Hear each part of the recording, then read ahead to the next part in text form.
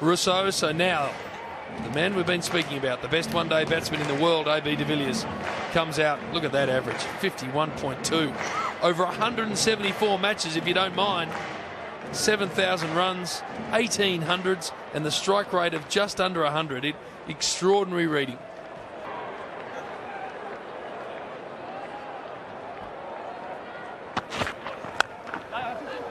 Unique action of getting his hands through the ball with almost a semi-horizontal bat. There's Glenn Maxwell. Spoke about the fact that he's been out there before. There's another example of the ball hitting the batsman. I like the fact that George Bailey's got to slip in.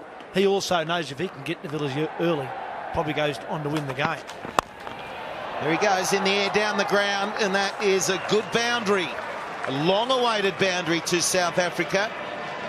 And again, the sign from AB de Villiers. Well, that's going to break the shackles. And that's what he does best. Use his feet, creates that bit of room, and then slaps it over mid-off for 4. Beautiful piece of time in there from AB de Villiers. That's what they need now. They need these two guys to bat for a long, long time. Rivalry. Watson continues.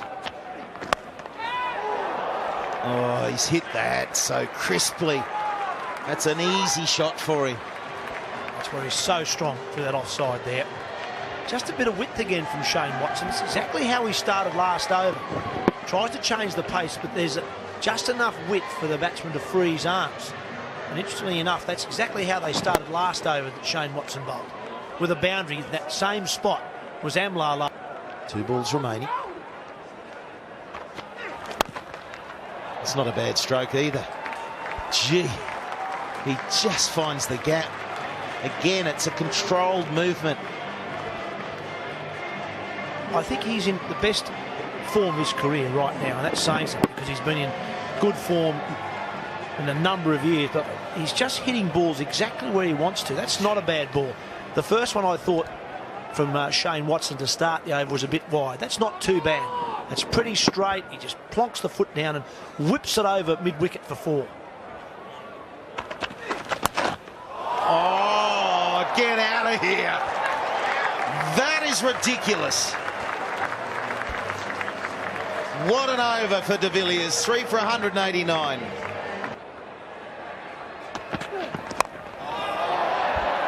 Well, he wants to go that way, and it'll go for 4. It really hurries across this outfield.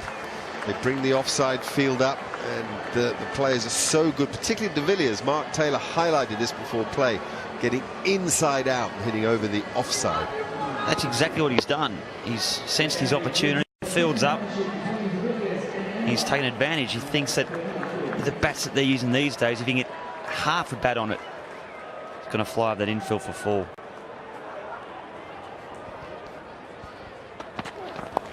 Brilliant. Boy, the work of genius. First one way and then t'other. This is great improvisation. The ball before, he definitely meant to work it over the offside. This one here, a bit of fancy footwork to start with. Marsh tried to react, and then just beautiful batsmanship skills. Tell you what, paying your money to come watch these guys play today, you've certainly got your money's worth. Soft. That's 4 more. This is a fantastic little onslaught from de Villiers, picking his moment. Marsh just quick enough to still come onto the bat. The field has to be set this way, and de Villiers taking advantage of it. Classy cricket. Well, that's the one before where he got inside. He faked the bowler to think he's going to go outside leg stump, use the pace, and he's meant that. He's meant to go over that sort of point region. He got it probably a little bit finer than what he first thought. This is this looks like the highlights.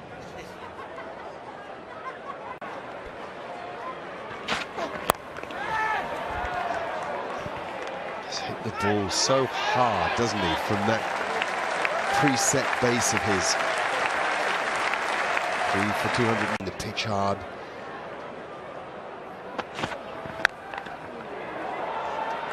Finding that this guy is quite difficult. Back comes Amla. And Amla as fit as de Villiers. This is where the guys are putting hard yards behind the scenes. This is where training matters.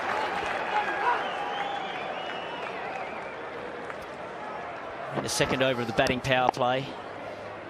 I really think AB de Villiers has helped Umla in a lot of ways by coming in and being busy, being able to rotate the strike. Umla went through a difficult patch where his strike rate slowed a little bit. Had 3 men outside the circle, been batting power play. That's 50 for AB de Villiers. It's a sparkler of an innings, and it's one that matches Steve Smith's earlier today. If you like, it cancels it out. 50 and 32 balls, 6 fours and a 6, and a job left to do here at Manuka. Gee, that's a good dig. That's why he's not too impressed. He's just a little raise of the bat. Job's only half done here. 32 balls. It's 2 run-out chances, and that half chance is a catch. That's out. That's out. Yep. So, does he review it? I think he does. I think given the importance of the moment, the importance of the man, the importance of this decision might define the match. Let's listen to the umpires. Gavin, we have an LBW review. Front foot, followed by spin vision. Thank you.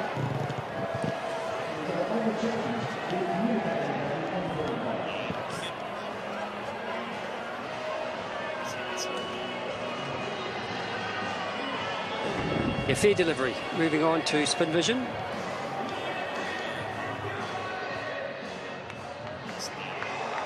Doesn't look like any bat involved, but can we have hot spot, please?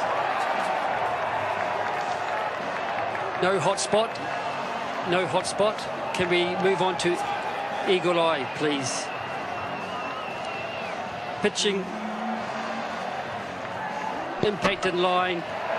Hitting the wickets. All 3 reds. Back to Simon. Stay with your decision, Simon. Waiting on screen. You're on screen now. Make your decision. Well done. We've heard the process. Thanks, we've seen the finger. Kane Richardson has had a good comeback from a difficult start. He has the biggest fish of all. It's 4 for 224.